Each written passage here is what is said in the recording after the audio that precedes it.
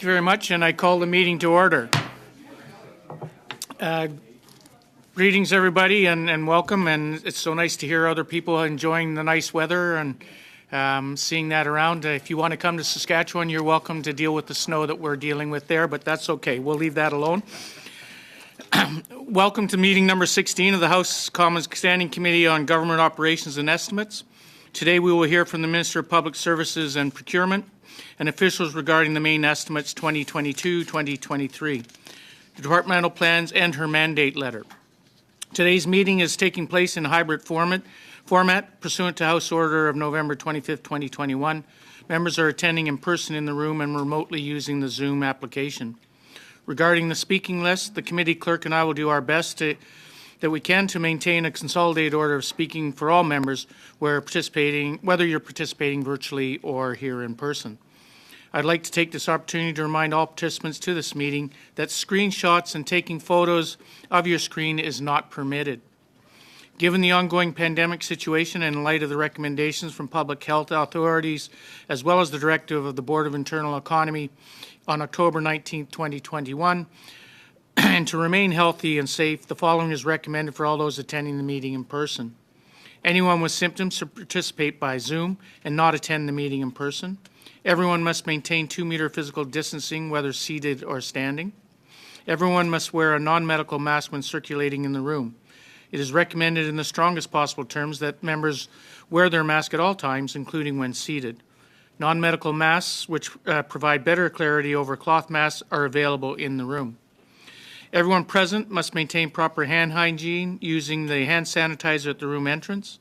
Committee rooms are cleaned before and after each meeting, but also to help us maintain this, we encourage everybody to clean the surfaces such as their desks, the chair and the microphone with provided disinfectant wipes when vacating or taking a seat.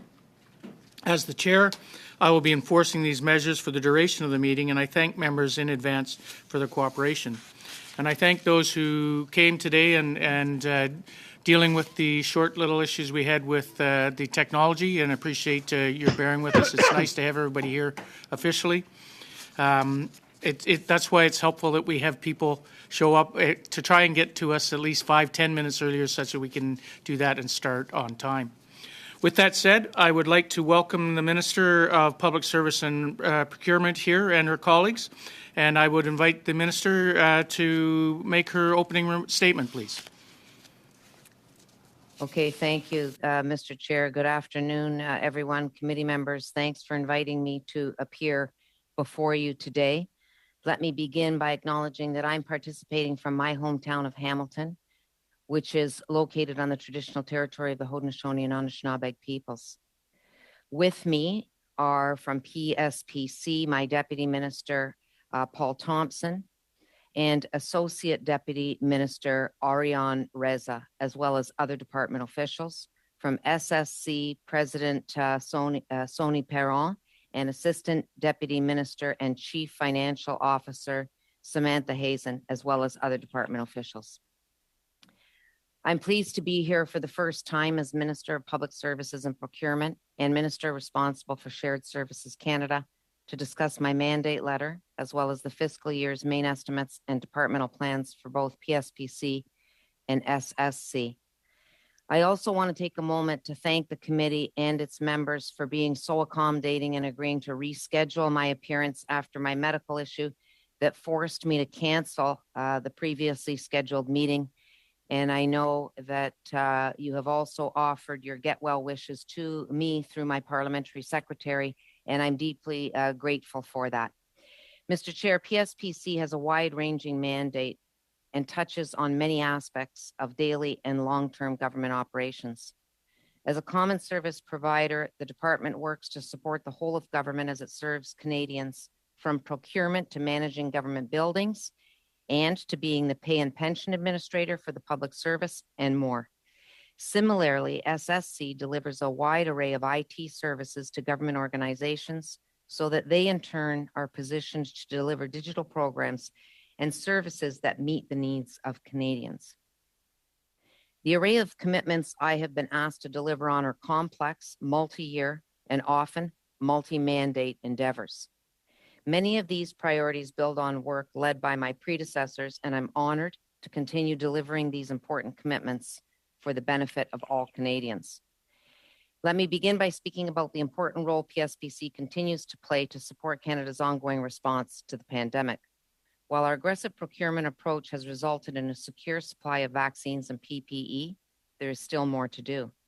Rapid tests and therapeutics are in high demand across the globe, and we are working to ensure we have enough supply of those commodities.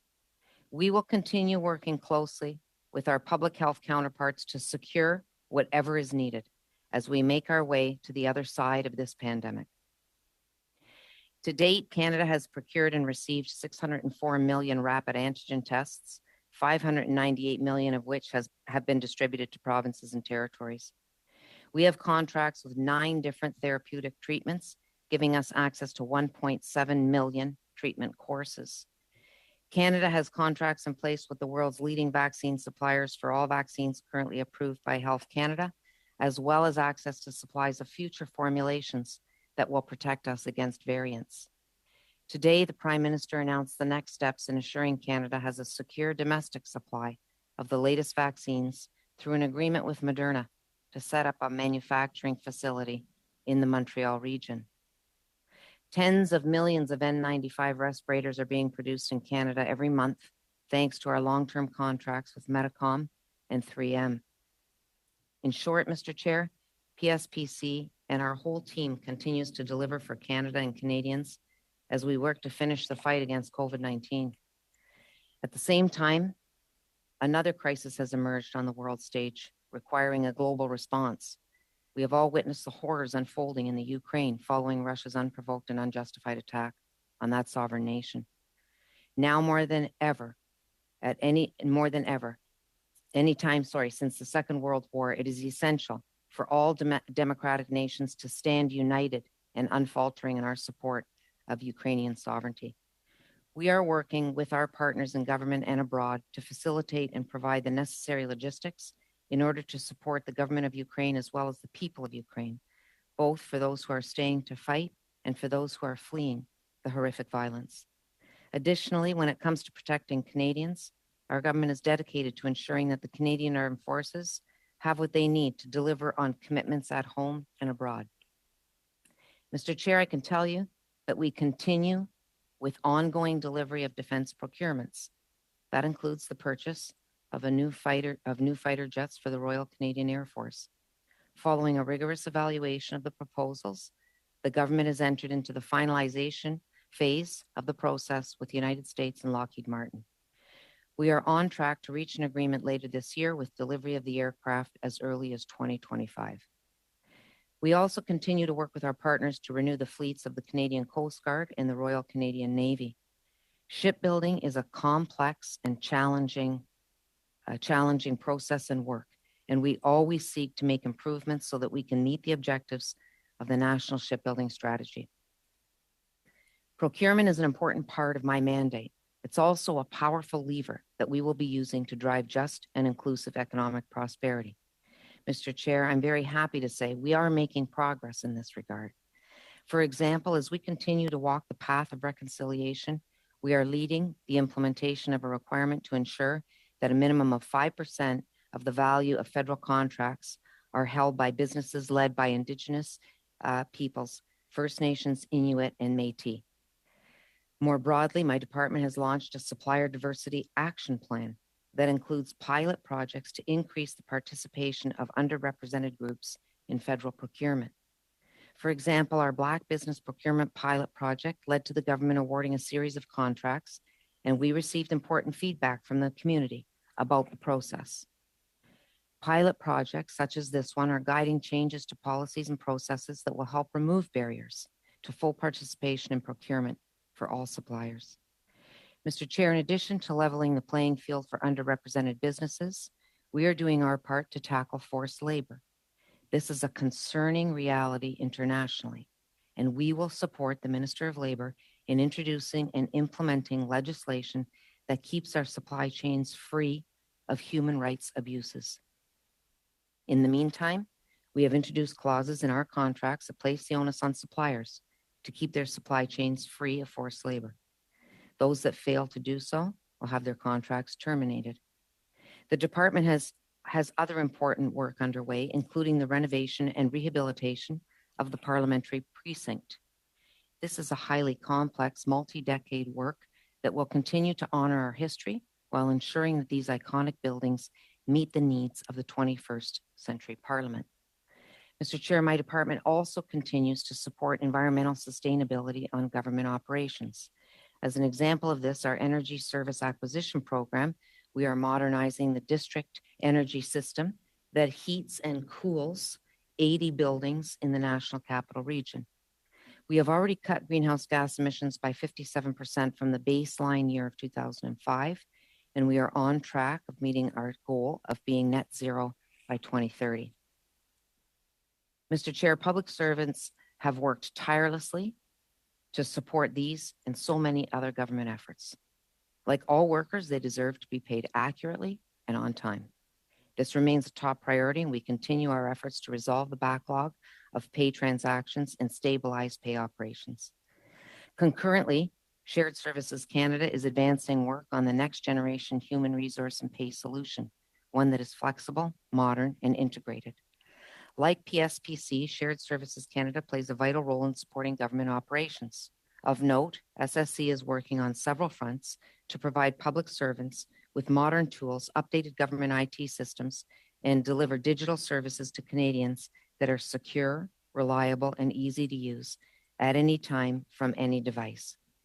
I would also note that throughout the pandemic, SSC adapted to new realities, for example, by launching new online collaboration tools for public servants working from home. Similar to PSPC, SSC will continue to advance government-wide initiatives to increase diversity of bidders so that more companies have access to government IT contract opportunities. Mr. Chair, I've touched upon just a fraction of the important work of PSPC and SSC as outlined in each departmental plan and in my mandate letter. To deliver on our mandate and help PSPC continue to deliver on these priorities this fiscal year, we are requesting just over $4.6 billion in the 2022-2023 main estimates. As for SSC, we are requesting the department's reference levels to increase by $710.8 million to $2.6 billion. I'm happy to take your questions regarding the main estimates departmental plans in my mandate letter. Thank you, Mr. Chair. Thank you, Minister, and we are so pleased to see you here, and so pleased to see that your emergency has been resolved and has come out very well, and hopefully our questions will not be as drilling as what you went through to deal with. So. With that said, we will start our questions, and we'll start with Mr. Paul Hoos for 6 minutes. Merci, Monsieur le Président. Thank you, Chair. Hello, Madam Minister. Thank you for being here with us for the first time. The first question, we'll talk about airplanes. In 2015, as you know, Prime Minister Trudeau said that there was no question of buying F-35s, but all of a sudden on March 28th, on Monday morning, we were told, Minister, we're going to have a press conference and we're going to buy F-35. My first question is, I'd like to know if there were any discussions in the Cabinet on that topic to arrive at that decision, or whether you were caught by surprise. Well, first of all, let me say that in 2016, we made the commitment that we were going to purchase 88 fighter jets. And that was a commitment that was made in 2016. And that was that we reached another milestone recently with entering into the finalization stage with Lockheed Martin on this very important procurement. Okay, but what I want to know is whether you had any discussions on the discussion to go ahead with the F-35s prior to that announcement, and also as to whether there was a problem in the negotiations with the other company. Did you participate in those discussions? So what I'd say in response to that, Mr. Paul Hoos, is you know that I can't speak about anything that was spoken about in Cabinet. That would be a violation, a breach of Cabinet confidence. But what I will say is that this process was extremely important to our government. It was important to get this right. And every step of the way, we wanted to ensure that we had an open and competitive process. We were happy to see 3 bidders Okay. come in. And we were delighted that now we have reached the finalization stage with Lockheed Martin. Justement, Precisely, I would like to know regarding the process of the competitive process. Why was Boeing excluded, and why was it excluded from that competition? Okay, with respect to, I would first say with respect to the process that I have been engaged throughout this process, and I am confident in the process and pleased with the process. With respect to the qualification of bidders, what I can say is that we can't get into details with respect to that, but every bidder had the opportunity to meet the requirements and the mandates that were placed before them, and the process unfolded in that manner. mais la raison, But the reason for excluding Boeing, from what I heard, it was for reasons of security, capacity, and information transfer, and SuperNet didn't correspond to our criteria, whereas the U.S. Navy uses it, and I have a hard time understanding whether that's really the reason or whether there was something else behind that. Listen, I'm going to continue if we talk about another topic in the fall of 2020, if we go back about a year and a half with your predecessor, Minister Anand. I would like to ask when Davie would be, I asked when Davie would be recognized as the third in the naval strategy, and many years later, we still don't have any news. Couldn't you tell us more about it? And it's mentioned in your letter, too. Yes. So first, I just want to reaffirm, MP Paulus, that I am very confident in the process on the procurement of the fighter jets, and I think that the procurement was a necessary one, was rigorous, and at the end of the day, we're going to end up with the best plane at the best price with the greatest economic benefit for Canadians. I truly believe that, and happy about the process. With respect to the shipbuilding process, the shipbuilding strategy, very pleased with this strategy, and I know that. With respect mais to la the question, c'est plus au niveau de The question has more to do with the Davie shipbuilding company in 2020. Your predecessor said it was coming, Minister Anand, but we haven't had any news yet because the problem we had is there was a government announcement that was made on the construction of the polar icebreakers, and then C-SPAN and Davie were supposed to have one, but until Davie is accepted in the naval strategy, nothing is going to happen. I'd like to have some more information about that.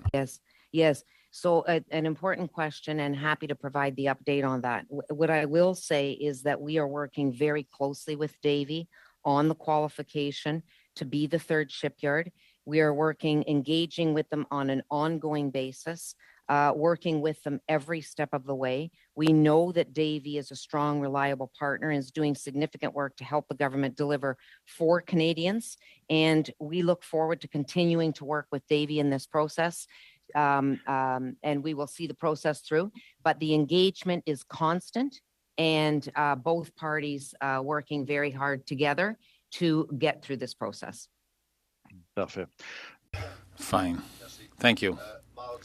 On Tuesday, in the subcommittee, your colleague, Ms. Fortier, President of the Treasury Board, asked a question about the Parliamentary Budget Office's report that there was $15 billion in the budget, which didn't appear in the budget, and these are expenditures for military acquisitions, and nobody can explain. Ms. Fortier didn't really know. The officials were not clear on that, and the PBO knows more about it than we do as to how these budgetary cycles occur, and we're still in a gray zone. Can you tell us, do you know regarding supply and contracts, are there some budgets that are already planned for military acquisition, but that have somehow not been entered in the budget currently? So let me just say that on defense, we're going to continue to work to procure what is asked of us from the Department of National Defense. But I'm happy with respect to this to pass that over to my officials to respond with respect to the specifics of the question. Minister, and thank you. I apologize to the Deputy Minister, but due to time, if you could provide that in writing to the clerk, that would be appreciated. We will now go to, I see Mr. Kazmierczuk is back, and so we'll go to Mr. Kazmierczuk for 6 minutes. Thank you very much, Mr. Chair, and it is wonderful to welcome you back to the committee, Minister, and thank you so much for your introductory remarks. Canadians want reliable and fast access to government services online. And I would say that is more true, has become more true during COVID than at any other time. At the same time, I know that staff are looking for fast and reliable digital tools, platforms for collaboration across ministries and across teams as well too. And they're looking for software that is fast, that is reliable, that is collaborative and responsive.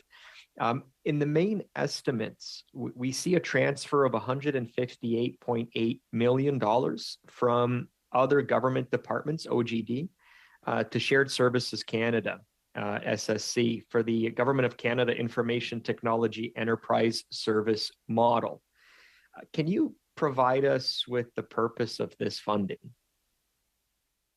Well, thanks for that important question, MP Kazmierczuk, and I agree with you in terms of ensuring that there's consistency across government. We want to make it easy, and we want to be up to date in terms of the technological piece, which is what this transfer is going to do. So it will help support the implementation of what is referred to as ITESM, the Information Technology Enterprise Service Model, as an enterprise approach for managing IT services. And that gets to the point of your question. The government is implementing this to enable enterprise IT-focused decision-making structures and processes, to introduce IT service standards, to enhance IT planning, and to provide predictable and stable government IT infrastructure funding. We think that this is very important, particularly at this time. And the implementation of this will appropriate enterprise services to SSC, while SSC will continue to cost recover for department-specific services.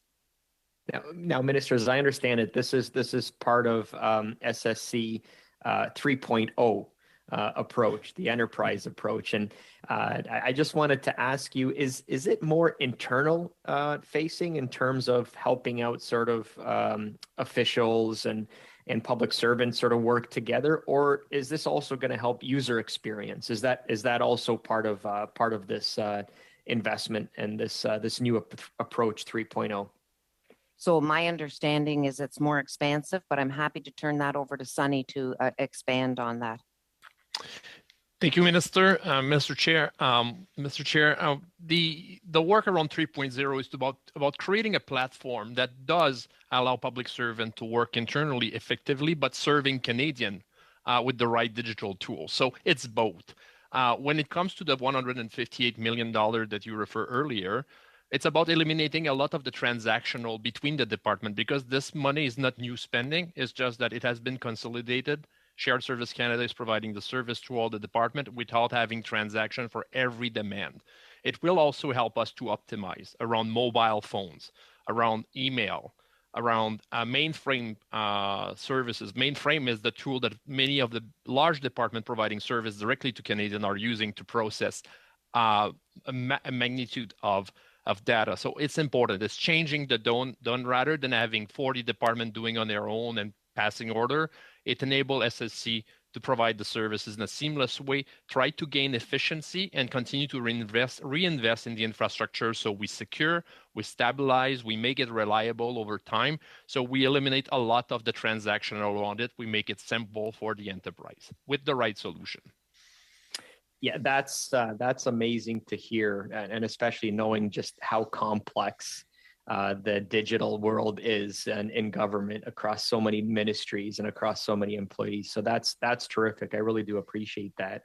I want to switch gears a little bit from the digital infrastructure and investments that we're making in digital infrastructure to physical infrastructure. And it is my understanding, Minister, that you hold the real property a federal government file as part of your portfolio. And just wanted to ask if you can share with us an overview of real property that PSPC oversees and what the budget is doing to help green buildings.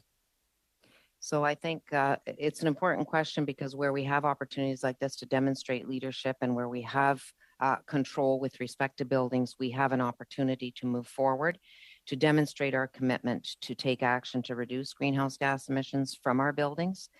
As has been mentioned in my introductory notes, this year alone, we have reported a 57.6% reduction in greenhouse gas emissions from our buildings as compared to the baseline in 2005-2006. So that is significant. We do have plans for ongoing work, and these plans that we have are going to lead us, we estimate, to a target of 82% greenhouse gas emissions by 2025 and put us in a very good position to achieve net zero by 2030 for our building portfolio. Those are absolutely exceptional numbers, Minister. So thank you so much for your leadership on the greening government side of things. Mr. Chair, how much time do I have? I do have a follow-up question. Thank you. The clock just went, so I appreciate that, Mr. Kazmierczak. We'll now go to Ms. Vignola for 6 minutes. Merci beaucoup, Monsieur le Président. Thank you very much, Chair. Good morning. Good afternoon, Minister. As usual, I have quite a range of questions, but anyway, I'll fit it into 6 minutes. Your mandate letter, it's mentioned that your department has to continue to promote diversity of bidders for public procurement, which is an excellent thing, and I can always agree with that, with positive discrimination. My question is the following. Can you assure us that it is indeed and will always involve positive discrimination rather than exclusion? So thanks, MP Vignola. And I think this is an important item in my mandate, in my role as Minister of PSPC. I think that, and Shared Services Canada, I think we have real opportunities here, and significant work is underway to ensure that we open up the diversity to those that are trying to secure procurement contracts with the government. Oui, en effet, on s'entend. Yes, indeed, and we agree on that. I just want to make sure that there will be no exclusions. That's all I want to be assured of, because I think we agree on how important it is for a person or a business or a person from a diversity group is confident in the possibilities, and the positive action allows for that, and the person can be confident of having a chance to be accepted. But I want to make sure that there are no exclusions in the process, Les critères. that the criteria are going to be respected for everyone. So just so that I'm clear on the question, and I agree with you with respect to, ensuring that this process is open and fair and bringing down barriers. But are you asking if there's going to be a specific exclusion for a certain type of business to procure a contract? Is that the question that you're asking? So a specific exclusion would exist in the policy? Exactement. Precisely. I just want to be assured that no one anywhere, regardless of what company or who owns it, will be subject to any discrimination. If it's the best bidder, if a company is the best bidder, then that company will obtain the contract. It's not my intention to have a situation where there's a specific exclusion. I mean, the only time a company would be excluded is if, in fact, they're, they don't. The integrity regime isn't satisfied, or they, through their own behavior, have undertaken actions or initiatives that have sort of taken them out of the qualification process, Parfait. but not a specific exclusion. Merci. Thank you very much, Minister. Finally, $109 million have been reinvested once again in Phoenix. I understand that part of the problem we know of with Phoenix is caused by the fact that there are a lot of collective agreements. That is clear. We also know that thousands of monthly transactions to try to solve the problems that are on a payroll by payroll basis, and we try to go back and fix previous problems. But how much more do you think we will have to invest in Phoenix until Next Gen is finally ready? So let me say that I agree with you in terms of your point that, it's important that we resolve this. I will say that our government is committed to resolving this. We are doing everything we can to ensure that employees are paid on time and paid accurately. And we are making progress in terms of the numbers. As of March 30th, the backlog has been reduced by 64%. Oui, les chiffres sont Yes, the numbers are interesting, and I'm aware of them as well, and it is important to have less backlog. But do you think that there will still be further amounts, like the $109 additional million, that will have to be reinvested in Phoenix until we find a solution that works? Because up to now in the testing, Next Gen is pretty not all that sure. What I would say is that number one, we're going to make the investments needed in order to ensure that the employees are paid on time and accurately. And secondly, we're going to continue the exploratory phase with respect to Next Gen and the pay solutions and the human resource piece, because we have to get this right. And so we can't stop now. We have to continue. It's my commitment that we're going to continue to move forward, and whatever investments are required in order to get this right. We want to make those investments because we can't see public servants who don't have their pay and therefore can't put food on the table. Merci. Thank you. Indeed, the public servants deserve to receive their pay, and we agree with you on that. In your mandate letter, it also concerns Canada Post. However, from year to year, Canada Post receives investments from the government of some $22 million. 210,000 by memory. And in recent years, the government has also invested in Amazon Web Services.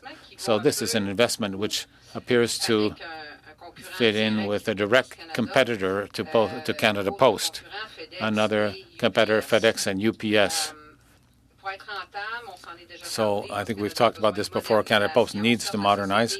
And of course, the corporation continues to invest in that modernization. But in contrast to private companies, it does not have the same means. Does the government intend to give a boost to Canada Post to finalize its modernization so that it can compete with the big American companies? Minister, Okay, and thanks. Minister, I apologize for interrupting, but unfortunately due to time, it was a great question. Unfortunate part is we don't have time for an answer, but if you feel that you can provide an answer to the committee on that in writing, it would be appreciated. We'll now go to Mr. Johns for 6 minutes. Well, thank you, Minister. Thank you for being here today, and I'm glad you're feeling better. Late last year, the government, the Privy Council Office, conducted polling regarding Canada Post that raised the possibility of restructuring and actually cuts to services and jobs. The poll asked about closing rural post offices, moving remaining door-to-door home deliveries to community mailboxes, reducing the frequency of mail delivery, and using more automation to replace Canada Post workers. So news of this polling, as you can imagine, Minister, it was understandably concerning for postal workers as well as for Canadians who rely on Canada Post. The poll was conducted prior to the release of your mandate letter, which asks you to ensure that Canada Post provides the highest quality service that Canadians expect at a reasonable price and better reaches Canadians in rural and remote areas. Who commissioned this polling, and why was it done? So excellent question, MP Johnson, and I'm happy to have the opportunity to speak about it. Look, this polling was, and you're absolutely right about my mandate letter. I totally understand that. And we want to ensure that we work with Canada Post to get them to a place where they are self-sustaining. That's the goal. We recognize how important Canadians believe that Canada Post is in terms of the services they provide. I've had stories about medicines during COVID that, needed to be delivered. And the Canada Postal workers continue to make those deliveries. So great gratitude to Canada Post and their workers. With respect to the survey specifically, let me say this. It's critical for us to understand where Canadians are with respect to the relationship with Canada Post. We know COVID-19 has changed many things, and it's critical as we move forward, as we make decisions and as we work with Canada Post, that those decisions are based on an understanding of what the Canadians' views are with respect to the relationship with Canada Post. And so that information is information that's important. I've had meetings with Canada Post as well as CUPW, and I am saying any information that you have that you want to share with me, please provide that information, because the government wants to be armed with all that information so we can make the right decisions moving forward with respect to, guidance with Canada Post and working Minister, with I just don't think this is like, you just cited it, the sacrifice of Canada Post workers through COVID to ensure the Canadians stayed safe. And this isn't the way to reward them, by asking questions that are leading. And some of the questions were actually false information, as you are well aware, about the structure of Canada Post, that it's a standalone corporation. So I have deep concerns around that. I guess I want to know what the plans are for Canada Post from your government, and will you be transparent with Canadians and postal workers about what those plans are? So first and foremost, let me say there was no intention to mislead. And so if there was any misleading in that was not the intention of the survey. In fact, and I totally agree with you. We are grateful to those postal workers who worked through COVID and who took measures in order to keep Canadians safe as they delivered parcels and mail. And I have great respect and gratitude for that service. My focus here is understanding how strong Canadians feel about this. We recognize that the Postal Service is important to them. Yep. We want to be responsible in gathering information so that as we work with Canada Post moving forward, we're working in a way that lines up with responding to what Canadians' Minister, desires are and priorities I appreciate it. Look, there's promises made in 2015 to restore mail service delivery that hasn't happened. Now, I want to talk about the future. I want to talk about, the record profits of the big banks in this country. That communities across this country have seen branches close from those same banks that have record profits, especially in rural and remote communities. Many Indigenous communities are underserved, leaving residents without access to financial services or relying on predatory payday lenders or businesses that gouge them when they want to cash their checks. Now, most Indigenous communities, as you know, have no access to a bank branch, especially in Nunavut, where it's a huge issue. And this contributes to systemic inequalities and inequities. Postal banking can help Canadians access more affordable quality banking services where none is currently available. Your test pilots have been very positive. The Canada Postal Workers Union supports postal banking, and the revenue generated can help support Canada Post's other services. Will you work with Canada Post and us to begin developing postal banking for Canada like they've done in Australia, and it actually shows profit there? So I know that postal banking has been something that has been talked about for a long time. Since 2015, I've been elected, that conversation has been ongoing. And we are providing pilots in order to get the information so that we can be successful as we move forward. So we're doing pilots with postal banking. We're also doing pilots with setting up a hub. You speak about Indigenous communities and services that are needed. Can we get a commitment from you that you're going to further this? This is a really key and important aspect for reconciliation for Canada Post and for your department. This is an opportunity. So Canada Post, as you know, is an independent Crown corporation. But what I will say is that we are going to work with Canada Post as they move forward, and we are going to take all the information we've received from Canadians. We are going to take the results of the pilots that we are running in order to work with Canada Post to bring them back to being self-sustaining, and who knows, maybe even making a profit in what they are doing. I think they want to know. I think they want to know that you're committed, those communities that are underserved. Thank you, Mr. Johns, and thank you, Minister. We'll now go to our second round, and we will start with 5 minutes with Mr. McCauley. Thanks, Mr. Chair. Minister, welcome to OGO. The F-35, if we signed the contract today, when would we start seeing delivery for the RCAF? So the plan right now is that we are hoping that the finalization stage will result in a contract by the end of this year, and delivery will begin in 2025. Where are you If- getting, if it- where, if where are it you is- getting, if where are it you is getting signed. 2025 from? The reason I ask is I have an associate who's a senior in the U.S. defense and the procurement side, and he's saying because we've waited so long, he says the earliest we could expect then the roll off the line is 2030. So where's 2025 coming from, please? So I'm happy to turn that over to Simon. But before I do that, let me say this. We're short on I time. think- If you don't have the answer, could we get to Mr. Paget and Mr. Paget answer quickly, please? Because I have a lot of questions, please. Absolutely. Thank you, Mr. Chair, for the question. So the date is a project date. It's according to our the overall schedule of the project. So the 2025 ambition is according to where Based we on are. schedule from who, though? Yours or The whose? schedules are usually the client schedule. So in this case, DND, we manage the schedule with them because it's eventually the contract. Okay, this, and the Mr. Paget, let finalization me phase. interrupt. This sounds like another one of our ongoing questions where, well, you know, this is a group answer. Are you saying you have definitive answer that it's 2025, or is this again, you know, From a PSPC point of view, we are responsible to conduct a finalization phase. This finalization phase is So ongoing. where is at the moment. 2025 coming from? Has that been told specifically to you by the manufacturer or the U.S., or is this wishful It's- thinking on behalf of PSPC and DND? It's being discussed now as part of these Okay. the finalization phase, and we cannot get into these details at this time. Why can you not get into these details at this time? It's a very simple question on delivery. It's a simple question, but it's part of our finalization phase. The finalization phase is the equivalent of negotiations, and negotiations are not to be discussed until You know, it they just are seems funny that finalized. every question we ask always is, well, it's part of negotiations. The U.S. is saying 2030 because there's so many people in front of us and there's only so many F-35s being made. But you're saying 2025, but maybe not because it's negotiations. I think Canadians deserve an answer. Do you?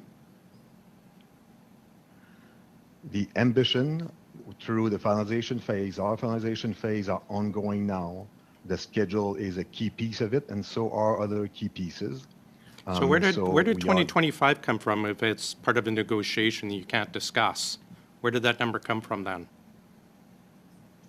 So at the outset with the client departments, when the project is stood up, there will be a project schedule being derived. That project schedule is embraced at the DPS level with PSPC, with ICED, and then we move out with a solicitation process and some of the elements of the project framework. And then as we go along, the schedule is matured as we get So more again, let me details ask a and let me interrupt you. You're a wonderful word salad there, Mr. Paget, and I'm sorry for being pointed, but I'm looking for a straight answer. Where did the 2025 date come from? D&D is not negotiating with the U.S. on this contract. PSPC is. So where's 2025 coming from? 2025 is a project date, the Future Fighter Capability Project date for delivery of the F-35 is Based on what? 2025. Based on Based what? based on the analysis that was done during the and still ongoing during the definition of this project. This project remains That's fine. in definition I just want to phase. pop. Thanks, Mr. Paget. I'm going to pop back to the minister. Minister, January, unfortunately, it was the meeting you missed. We discussed how in January there was a press conference where PSPC said we might announce soon or we might delay for another 12 months, up to another 12 months, making the fighter decision based upon squeezing out more benefits. Whose decision was that to perhaps delay it for another 12 months, the decision? This was, I think it was January 10th press conference. To the minister, please. So MP Macaulay, I'm not clear on the question that you're asking. So In you're January, saying- this Yeah. year, PSPC did a press conference stating, when asked about the decision for the F-35, it was, well, it could be now, or we may delay. Then in committee, we asked, how long could that delay last? Well, it could be another 12 months. We asked specifically who made the decision, and we got the usual bureaucratic non-answer. Who made the decision to perhaps delay the decision for another 12 months? So if I understand properly, I think that what you're referring to is the competitive dialogue. If in fact we did not go to finalization, we went to competitive dialogue, then that would have taken an extra 10 to 12 months. It was an extension. It was extending negotiations between Saab and Thank you, Mr. Lockheed McCauley, Martin. and thank you, Ms. McCauley. And Minister, if you have further that you'd like to add to that answer, then please, by all means, submit that to the committee, or perhaps Mr. McCauley can ask that later in the day. As I want to point out that, and which I failed to emphasize to all committee members, that the Minister has agreed to be with us for the full 2 hours, and so we really appreciate her agreeing to that. We'll now go to Mr. Baines for 5 minutes. Thank you, Mr. Chair, and thank you to the Minister. Great to see you here today, and it was great to see that you gave so much attention to British Columbia last week, and you visited Vancouver, visited Richmond, and the Seaspan shipyard, as you know how important that is to our marine sector over here on the West Coast. I'm wondering if you had any new ideas from this visit which could help improve on the national shipbuilding strategy. I think first and foremost, MP Baines, what I would say is that it was absolutely fantastic to visit Seaspan as one of our partners, and as a woman that is the daughter of a steel worker and grown up in a steel town, to be able to see what is happening at that shipyard is it's remarkable. And so I think that what I would like to say is, I know that the shipbuilding business is not an easy one, but I'm so proud of the innovation, of the work, of the economic benefits and job creation that the National Shipbuilding Strategy is contributing. And to be able to see that firsthand, and then in addition to that, to be able to see the other benefits that are being realized by other businesses across the country. So I had the opportunity as well to visit OSI, and to see that OSI now has contracts with other shipbuilding companies around the world, because they got their start through the National Shipbuilding Strategy, and they are successful.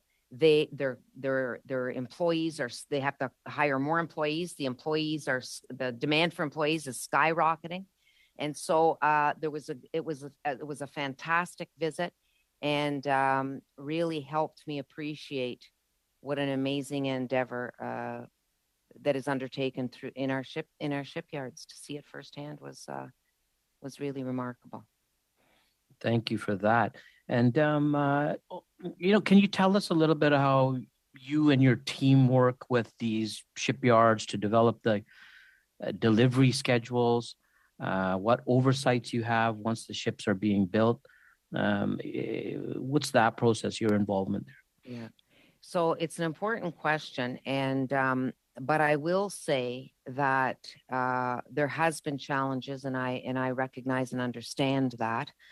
COVID has presented significant challenges with respect to issues that deal with the supply chain, for example, labor shortage.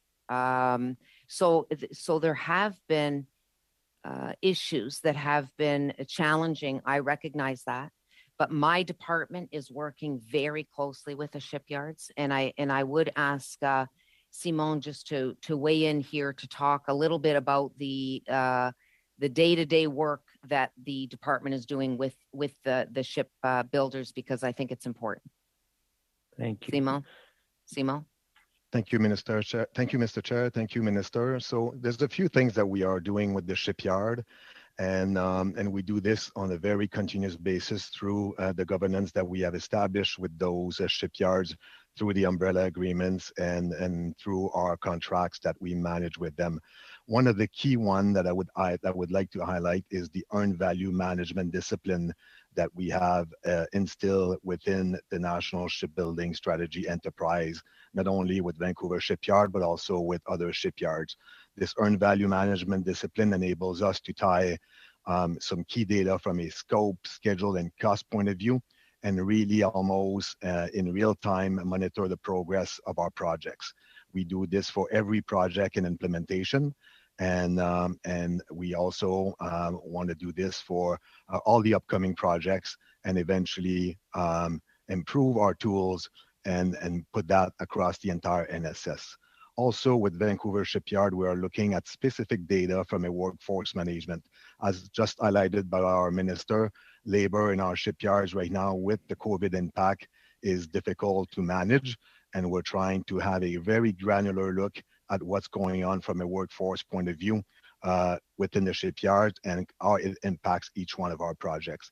The last one I will mention is we also keep an eye on very high level measures and metrics. For instance, with the joint support ship, we look at the number of blocks assembled, we look at specific gates, engine loadouts, number of pipes that are assembled, cables that are pulled, and things like that. On top of the EVM, it gives us a full comprehensive appreciation for where the project stands. Thank you very much. Thank you, Mr. Paget. We'll now go to Mrs. Vignola again for 2.5 minutes. Merci. Thank you. Ms. Tassi, I'd like to return to Canada Post. Just last year, the federal government concluded contracts for $24.6 million with Amazon Web Services. In other words, it amounts to about $2.4 million more than what the government invested in Canada Post annually. And this is not taking into account other contracts from 2011 and 2020 in between, and also a contract with the Canadian Border Services Agency.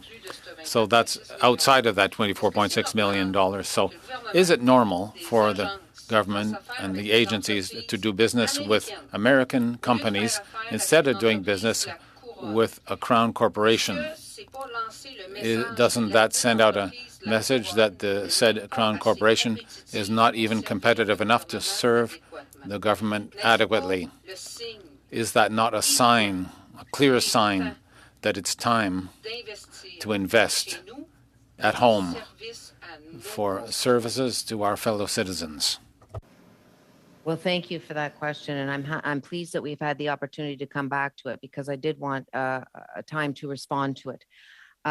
So first and foremost, let me say that we want to work with Canada Post to do everything that we can to ensure that Canada Post succeeds at being, revenue neutral, that they're able to operate in a self-sustaining way, and we want to work closely with them in order to get them to that place. And we of course want to be collaborative and work together because we know that Canadians rely on Canada Post services.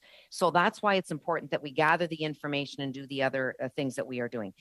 With respect to your specific question, the contract, we did contract at the beginning of COVID. We put a contract in place, but it wasn't for delivery. It was to access the software that Amazon had in order to help distribute the life-saving PPE across the country to Canadians. And so there was a small amount of usage, but this is the most important point. It was a not-for-profit pricing. This was based on a cost recovery basis. And it wasn't services the Canada Post could supply. It was actually the software that they had so that we could get life-saving PPE to places as quickly as we could. Thank you, Minister. We'll now go to Mr. Johns for 2.5 minutes. Minister, this government dealt with the momentous and urgent task of procuring COVID-19 vaccines for Canadians. That work has saved lives. Now, there's a parallel epidemic going on in this country that has not received the same level of attention and urgency. That's the toxic drug crisis, which is resulting in the death of approximately 20 Canadians a day. What will you do to procure a safer supply of controlled substances to stem the tide of toxic drug poisonings that have left too many Canadians without their loved ones? So first, let me say, MP Johns, how much I appreciate your advocacy in this area. I know that you're very passionate. You're working very hard, and I agree with what you are trying to achieve at the end of the day. And although, this may be a little bit outside of procurement, but I want to say that we recognize the problematic substance use is a health issue. We're doing other, in other areas, we are diverting people who use drugs away from the criminal justice system towards supportive and trusted relationships in health and social services. And in budget 22, we invested additional 100 million. So now that's over 800 million that we've committed to support community-led harm reduction, treatment, and prevention projects since 2015. We're going to continue to do what we can to save lives to end this national public health crisis. Minister, I'm urging you to take this on and wholeheartedly. $100 million over 3 years for treatment, recovery, safe supply, education, and prevention isn't even close to adequate. When we've lost over 27,000 lives in this country, under your government's watch, and this is a health and human rights issue, Minister, and I'm asking you to take this on and to help lead with it. Now, obviously today, Moderna has applied to Health Canada for approval for a COVID-19 vaccine for children aged 6 months to 6 years old, and currently children under 5 years have no access to vaccines. Since the onset of Omicron, more young children have been hospitalized than in the previous waves of the pandemic, and the long-term impacts of COVID infections is clear. Now with the sixth wave and the removal of most public health measures, many parents and caregivers are feeling isolated and are understandably eager to get their children vaccinated. Can you confirm that the government has secured the doses needed to vaccinate children under 5 years old, and outline how quickly these vaccines will be distributed to the provinces upon approval? Well, thanks for that important question. I would start by saying that just a clarification, the 100 million in this budget was in addition to the 700 million previously committed since 2015. So the total is 800 million, but I appreciate your passion, and I agree with you that we have to continue to do whatever we can to combat this opioid crisis. Thank you, Minister. Of your question Minister, on Moderna. I apologize for interrupting you again. Unfortunately, due to time constraints, I have to move on. We'll now go to Mr. Lobb for 5 minutes. Thanks very much, Mr. Chair. Is it coming through clear? Ask him to continue. Yeah, it sounds pretty good to me. Okay, good afternoon, Minister Tassi. First question I have for you today is, in your mandate letter, the National Capital Commission is under your purview, and it's in your letter. And I just wondered if you could give us an update on when Center Block will be completed, what year, and what will the final cost be to taxpayers when it's completed? Okay, so with respect to the specifics of that, the costing for Center Block right now is $4.5 to $5 billion. And the project is currently, I'm very happy to say, and I hope that it continues, on time and on budget. With respect to the completion date, I will turn that over to my officials because I would prefer that they give the exact date so that I don't misrepresent there.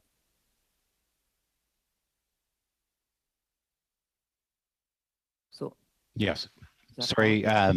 Thank you, Mr. Chair, for the question. There's a very extensive engagement process with parliamentarians that has the target dates for each element of the project. The Block 2 redevelopment, for example, which just went through a design competition. There's a timeline associated with that. There's the extensive work that's I know that, but I'm just saying, can you give me a date when parliamentarians will be back into Center Block?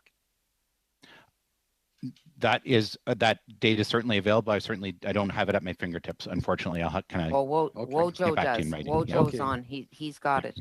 Yeah, I believe that Center Block is supposed to be done in 2030-31, and the handover of Center Block is going to be, I think, a year later. There's a transition period where I think all the kind of moving in and everything that kind of happens during that interim window.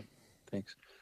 Minister Tassi, I was just wanted to ask you one other one. I get these comments from my constituents all the time of outrage, and it's not towards you, but Harrington Lake and the costs associated with fixing up the Prime Minister's second or third property there on Harrington Lake. And it was the $11.7 million that was spent. And this $750,000 kitchen, that has my constituents pretty hot. And I understand maybe some of it is for sprinkler systems, but how can it be that a renovation to that place is 12 million or almost 12 million, in addition to there was a brand new one built right beside it just a few years ago? Like what are we doing with all these properties, and why is it costing the taxpayers so much for vacation properties? So what I would say in response to that is that the official residences and the ancillary buildings, which is overseen by NCC, you're right about that. We have work to do in this regard. Like, these buildings many of them are in a critical or poor condition. Harrington Lake was in critical condition in 2018. And so we want to ensure that I prefer that we act so that we do not get to that point. I think these investments are important. And of course, okay, yes, I agree with you. But what about a $750,000 kitchen? Like, I'm sure you've done some renovations in the years. I've done renovations in the years. I've never heard of a $750,000 kitchen. Not even Drake's kitchen in Toronto was $750,000. So what do you get for $750,000? Did you check this out yourself to see? This is what I will say. Well, I'm happy to follow up with respect to that specific question. Of course, as we move forward, we want to ensure that the investments that we are making, specifically with official residences, are investments that are responsible, that help us with our gas emissions and greening, that help us with accessibility, that help us with those are important things. But I will follow up with respect to your specific. No, I'm running out of time here. I apologize. One other question I have for you is where Justin Trudeau's living today, not 24 Sussex, but at the Rideau Cottage. Now, the other thing my constituents are looking at is they read it's $600,000 a year we've spent in his place for the last 6 years. Now, that's $3.6 million. Have you checked into what this would be for? This isn't even what they've spent at 24 Sussex. This is at Rideau College or Rideau Cottage. What's going on with that one? I think with that, I would turn that over to my officials with respect to expenses that have been spent on Rideau Cottage. Thank you for that. Unfortunately, time. So if the officials could submit that to the clerk in writing, and we will distribute that to the committee. Thank you very much. We will now go to Mr. Johari for 5 minutes. Thank you, Mr. Chair, and once again, welcome, Minister, to our committee. Minister, as you know, over the last few months, we've been working on 2 studies on the procurement, with the procurement-focused air defense and national shipbuilding. We've heard from the department, we've heard from PBO, we've heard from industry experts, and one of the themes that's kind of stand out is the fact that we are continuously facing some serious hurdle when it comes to procurement of defense equipment.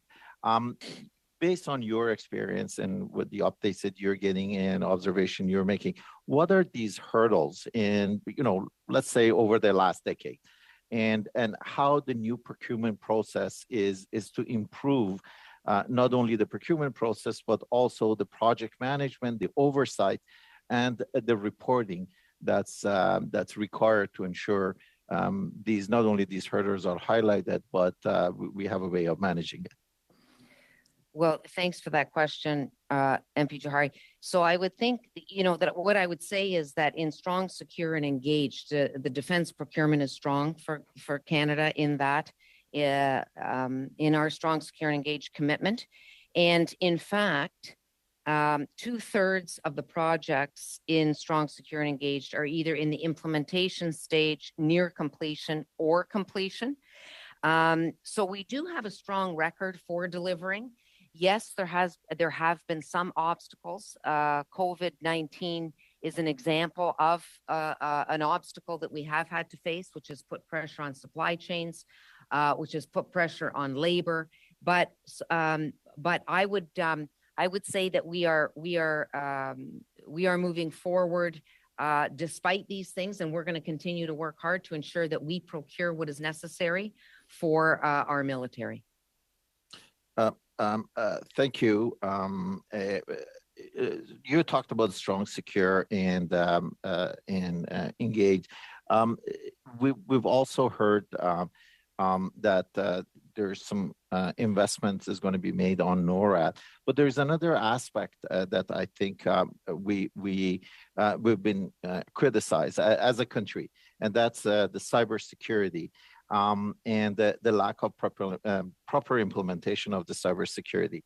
What specifically in PSPC do you see the role, and for that matter, the role of the whole of the government when it comes to implementing proper national security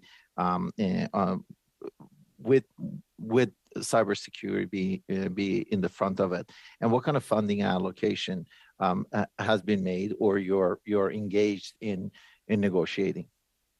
Okay, well, thanks for that question. I know that this is an extremely important issue, as you know, there's so many ways that things are evolving, and the threat of attacks. So Shared Services Canada works very hard to keep networks safe, secure, and accessible for Canadians. Cybersecurity is actually a shared responsibility with SSC, Shared Services Canada, the Communications Security Establishment, CSE, and Treasury Board Secretariat. And we're going to continue to make investments. You see the investments, that some of them we've made here. And I think that it's really important that we continue to work as hard as we can to keep these systems safe.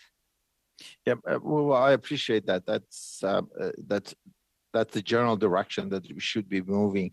But as you know, we are investing in strengthening our naval forces. You know, we are strengthening our air forces with the purchase of 86 hopefully F-13, F-35.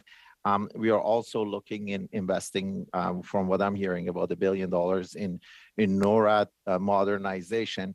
But there's the experts in the market are talking about another aspect, which is the cybersecurity, specifically as it relates to the national security, and completing that picture.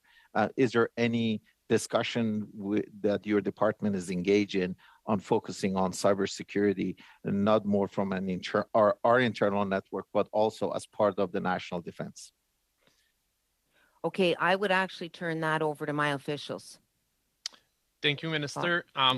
In budget 2022, you may have seen that there is an investment toward Shared Service Canada and the Canadian Security Establishment to extend some of the protection that is being provided to the core government operation, to around 43 departments, to a number of small departments and agencies.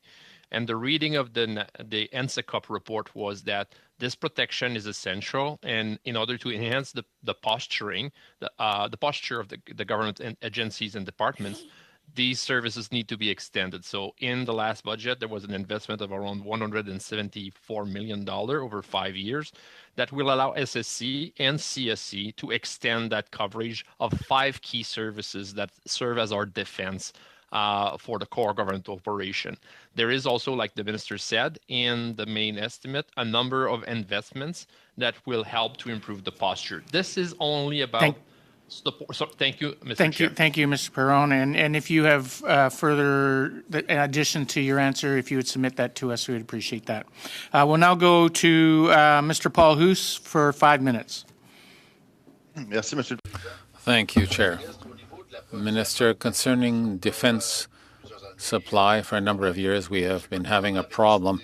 I don't know if the government decided in 2019, last term, to create or unify defense supply, and it was taken out, and now we don't know where we stand. One example of a problem that is major is that we all want to increase defense budgets to reach the NATO's 2%, but we see that the money is often spent uselessly. For example, construction of offshore patrol ships, 400 million each for 4 ships. It was fine. Then the government wanted a 6th one. All of a sudden, we're at 800 million.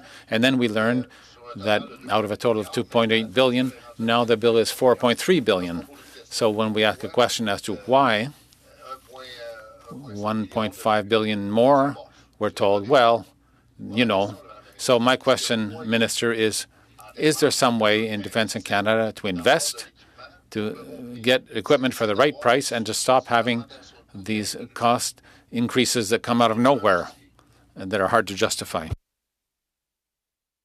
Okay, so thank you for that question. So the first thing is, of course, as you know, DND is the client, and we are the purchaser, and so we will respond to what they ask us to purchase, right? So that's the first part in terms of why we're buying what. The second part, with respect to the cost, and sometimes when we have overruns, there are times where, and the shipbuilding is a perfect example, where certain you will have certain delays, like COVID is a perfect example. So I heard from C-SPAN the delays that COVID has resulted in as a result of the labor shortage, the supply chain issues. So these things are going to happen. And of course, as we move forward, we always want to be responsible. We always want to be monitoring, and we want to work with suppliers to do the best we can to ensure that projects come in on budget and on time. Mais pourquoi? But why is it always up to the taxpayers to take on all those problems? At one point we're there. If we look away and we come back, it's $1 billion more for a project. For example, the frigates. The frigates haven't even started to be built yet, the 15 of them.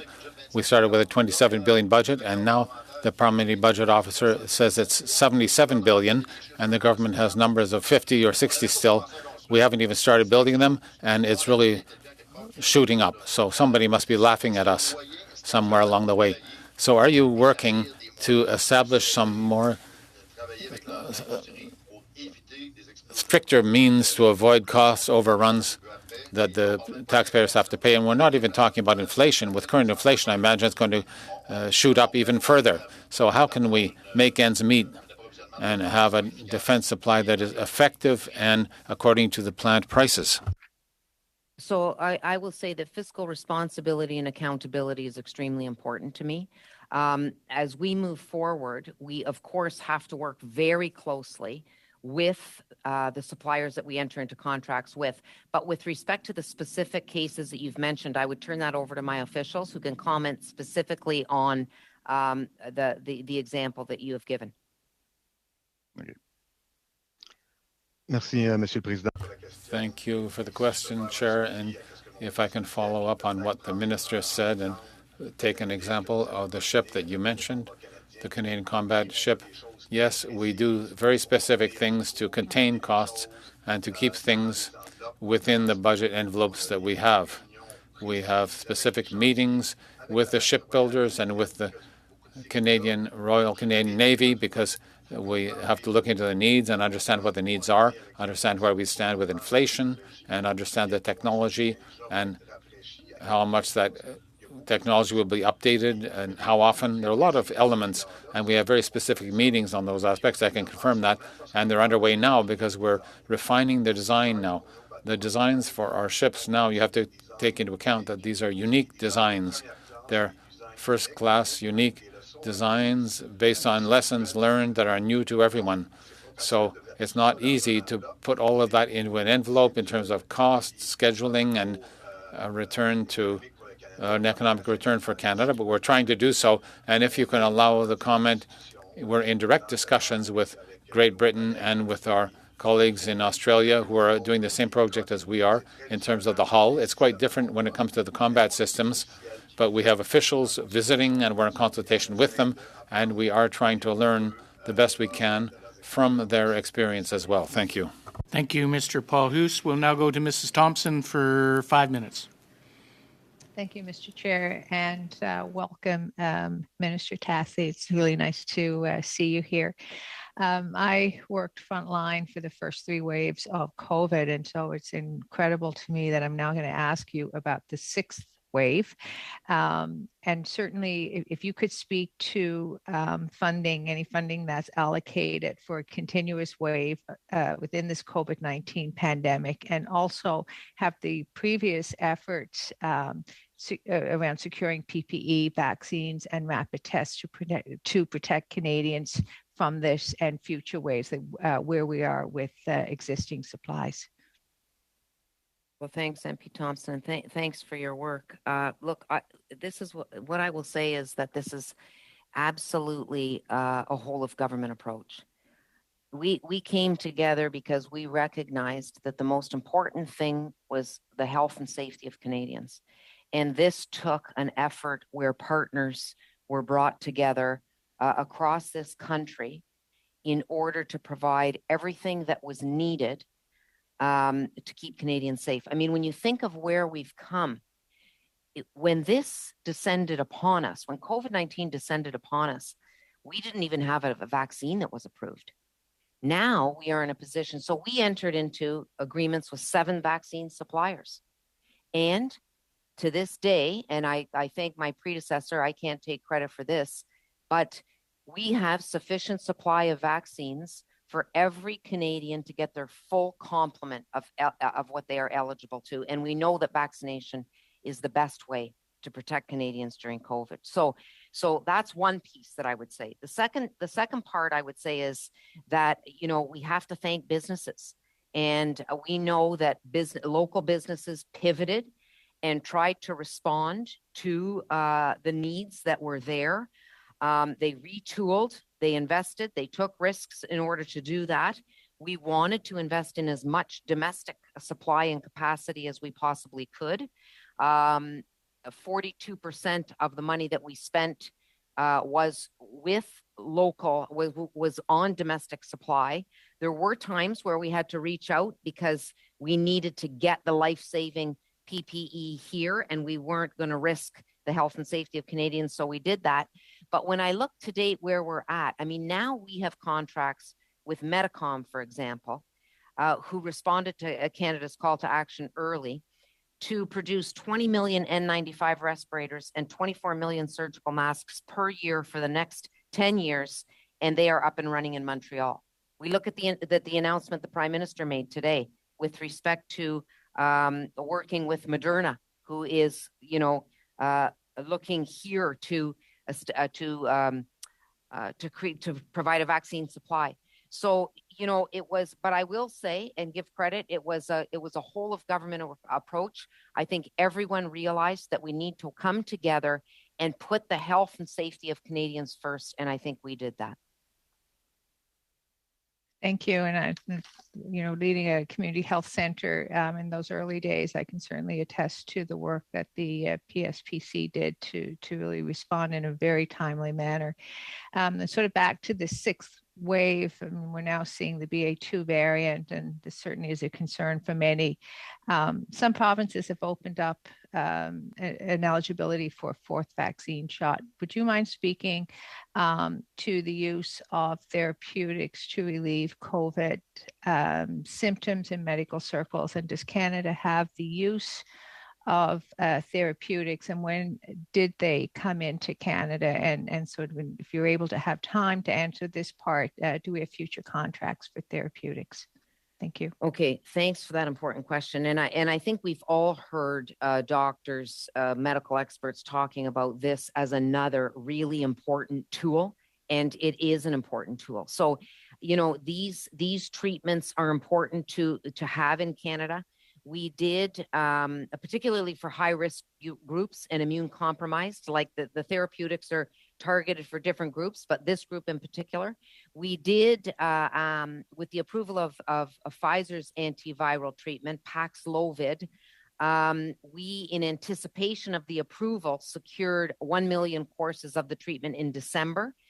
And we also secured 500,000 treatment courses of Merck's antiviral pill. We announced the first shipment of more than 30,000 Paxlovid treatments, which is Pfizer, the day that they received regulatory approval. And that was just working in advance, right? Hoping that the approval was going to come in, working with the suppliers, trying to ensure that the time lag was minimal. And in fact, on this, it was the same day. And we have another 120,000 on their way for the end of this quarter. But I would say as of March of this year, we've secured more than 1.7 million treatment courses Thank from you, 9 Minister. different therapeutics. Thank you, Minister. We'll now go to 2.5 minutes with Mrs. Vignola. Merci beaucoup. Thank you very much. Ms. Tassi, we talked about new treatments, but I'd like to come back to the contracts we entered into with Moderna, Pfizer, and AstraZeneca. Is it possible, first of all, to know how much those contracts cost? Is it possible to see the contracts? So, look, I appreciate the concern that you have in wanting to see those contracts. When we enter into contracts, there are times where the part of the contract is that the agreement is because there's commercially sensitive information, that those contracts have to be kept confidential. We share whatever we can share, but in this instance, the cost, because it's commercially sensitive information, cannot be shared. Thank you very much, but I wonder about this because other countries around the world have signed contracts with the same companies, and the representatives of the population were able to see those contracts.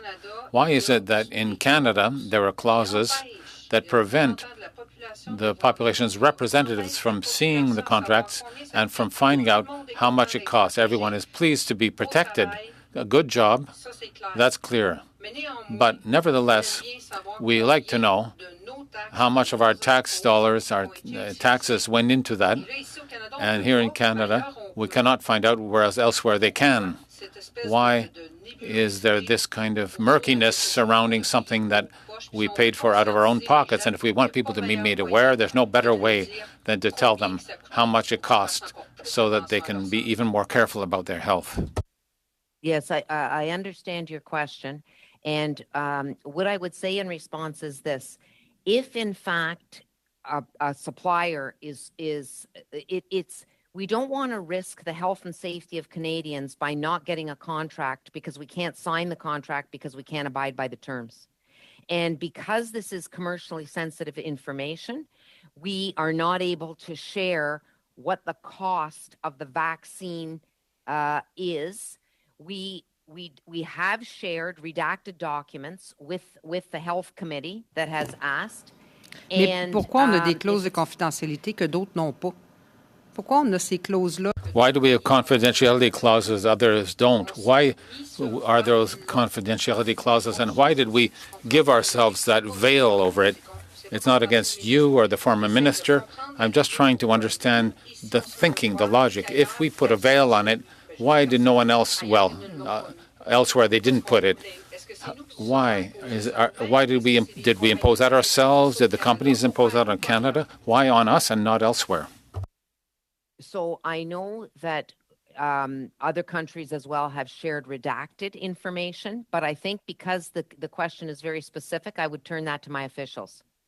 Thank you, Minister. And unfortunately, due to time restraints, if the officials would kindly provide that information to the committee in writing, it would be appreciated. We'll now go to Mr. Johns, unless Mr. Johns wants to pursue that same line of questioning. But he has 2.5 minutes. Minister, you suggested that safe supply is not a procurement issue. Now, why are vaccines for COVID-19 a procurement issue, but a safe supply is not? Vaccines save lives, safe supply saves lives. If COVID-19 and the toxic drug epidemic are both public health emergencies, what's the difference? The difference is stigma, Minister, the stigma that devalues the lives lost of the poison drug supply. Your colleague, the Minister of Mental Health and Addiction, she told CBC that safe supply, quote, is going to be the way that we will save the most lives, end quote. Yet the Minister is not committed to a timeline for expanding access to safe supply, saying research is needed before it can be scaled up. Why is your government wasting time on pilot programs instead of ensuring a safe supply is available across Canada? Minister, the stigma, your government keeps saying it's a health issue. It's in the amount of money that you spend. It's in your policies. It's in the criminalization of people. It's in the laws that your government stands up for. What are you going to do about it? You're the Minister of Procurement. So thanks, MP Johns. Look, I again, you're championing this cause. I totally understand that, and I appreciate all of your efforts.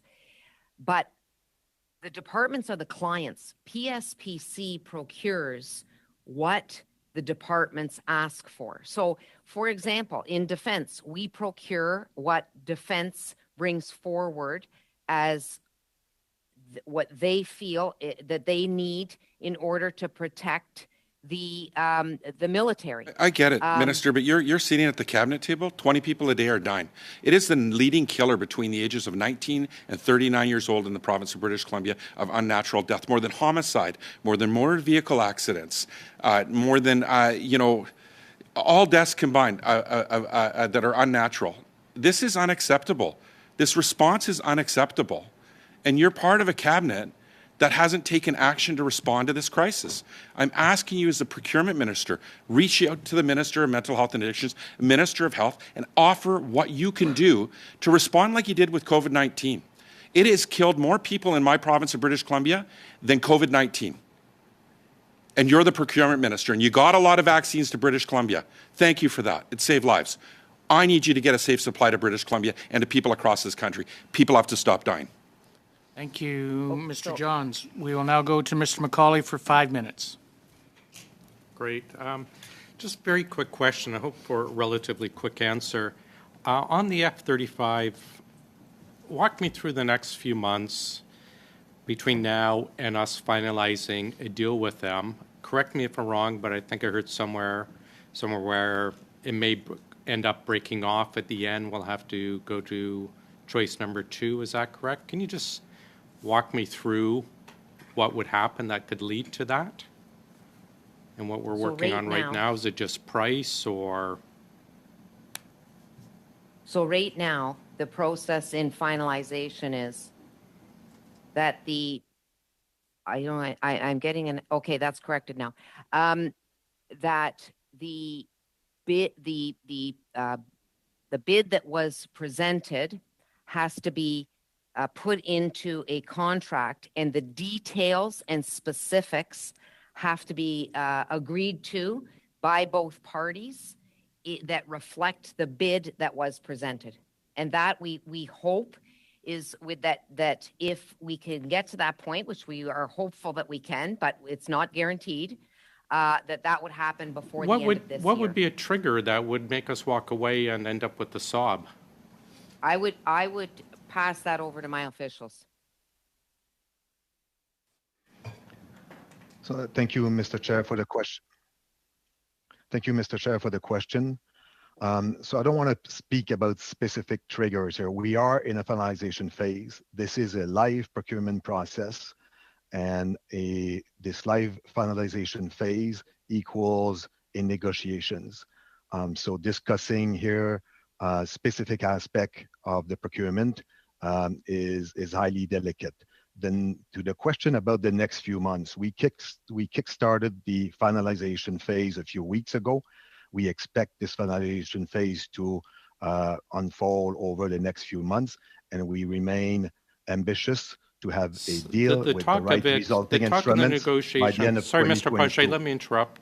The talk of the negotiations not working and having to go to the backup one, is that just more of a last resort type thing that probably will not happen, or is this a was it a valid threat, for lack of better words, to Lockheed so that everyone stays open to the negotiations, or what? We didn't have it for the ships, such as, well, we'll go with FREM if we can't work it out with T-26. We haven't done this before, as far as I'm aware. Why is it in the F-35 negotiations? So thank you, Mr. Chair, for the question. So you're very right. This was not done for other procurement. Actually, the process that we established with the option of going to a finalization or entering into a dialogue at a given point into the solicitation process was novel for the future Fighter Cub project. At the outset, we knew this procurement was critical for the country, critical for the Canadian Forces. Mr. Page, we know all of that, please. You just seem to be burning my time here. Simple question, like why is this hanging over this possibility that we're going to walk away from Lockheed and end up with Saab? So if I may, Mr. Chair, I'm going to respond to that. Look, the process is that the bidders put in their bids. The selection process chooses the best bid. But now it has to be brought down to a contractually binding offer or contract that is going to reflect what was in the bid. And so this part of the negotiation takes, 7 to 9 months, I believe, because it's critical. This is the legal document. This is going to be what our contract for the procuring of 88 fighter jets rests on. It's critical that we get this right. And it's you understand my concern. We haven't done this with other larger contracts either. Let me ask you quickly, the $15 billion, this phantom spending in the budget for defense. I realize it's up to defense to tell us what it's for, and they don't quite seem to know. But does PSPC have the capacity to procure $15 billion? And follow up, the newly updated Strong, Secure, and Engaged spending shows a 30% increase over the next 10 years, starting in 2025, over the original SS, or Strong, Secure, and Engaged spending plan. We are massively behind. We don't have the capacity now to procure. What makes us think we can do the $15 billion extra next year and this massive increase in the SSC that's now showing? So that is a question for my officials. Well, isn't going to get an answer from them anyways, but thanks. Mr. McCauley, and if the officials can provide that answer to the committee, it would be appreciated. We'll now go to Mr. Kazmierczuk for 5 minutes.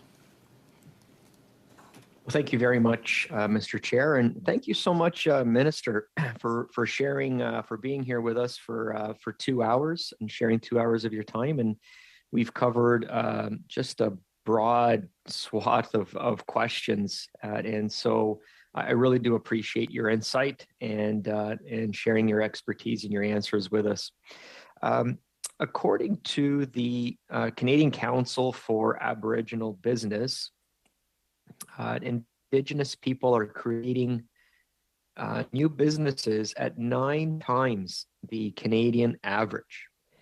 And so there is a tremendous amount of potential there. And I know that PSPC has been doing a lot of work, a lot of good work to improve diversity of Indigenous businesses in the supply chain of the federal government. What are some specific challenges that you have faced while working on increasing Indigenous diversity? And what are some positive stories as well?